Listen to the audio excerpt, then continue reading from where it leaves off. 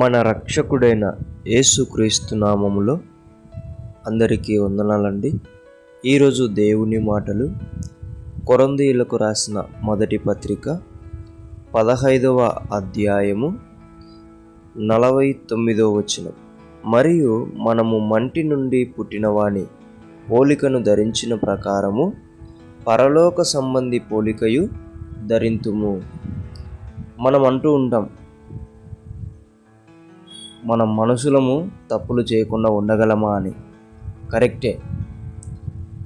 ఆదాము నుంచి మనం అందరం కూడా వచ్చాం కాబట్టి, మనుషులుగా ఉన్నాం కాబట్టి పాపం చేస్తూ ఉంటున్నాం. అదేవిధంగా మనం పరలోక సంబంధి యొక్క పోలిక కూడా ధరించుకోమని లేఖనం చెప్తుంది. పరలోకం నుంచి ఒక ఆయన వచ్చి ఆయన ఎలా జీవించాడో మనకు చూపించాడు, ఎలా ప్రవర్తించాడో చూపించాడు, ఎలా మాట్లాడాడో చూపించాడు. ఆ పోలిక కూడా ధరించుకోవడానికి మనకు అవకాశం ఉంది కదా. కాబట్టి ఎప్పుడు మనుషులమే అని పాపం చేయకుండా మనము పరలోక సంబంధులము అని పరిశుద్ధంగా కూడా జీవించవచ్చు. కాబట్టి ప్రియ దేవుని బిడ్డలారా, మనిషి నుండి వచ్చామని చెప్పేసి ఎలాగైతే పాపానికి లోనవుతున్నావో, పరలోక సంబంధి నుండి కూడా నేను వచ్చానని పరిశుద్ధంగా జీవించడానికి ప్రయత్నించు. దేవుడు నీకు సహాయం చేయునుగాక.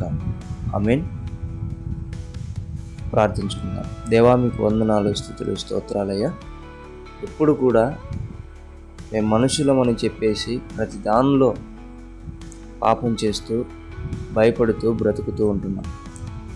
ఈ దినమున నీవు క్రీస్తులో నుంచి మేము వచ్చామని, పరలోక సంబంధులమని, పరిశుద్ధులుగా కూడా జీవించవచ్చని మాట్లాడి మమ్మల్ని ఒక చక్కని మార్గంలో నడిపిస్తున్నందుకు నీకు కృతజ్ఞతలు చెల్లిస్తూ యేసు నామములో ప్రార్థిస్తున్నాం తండ్రి.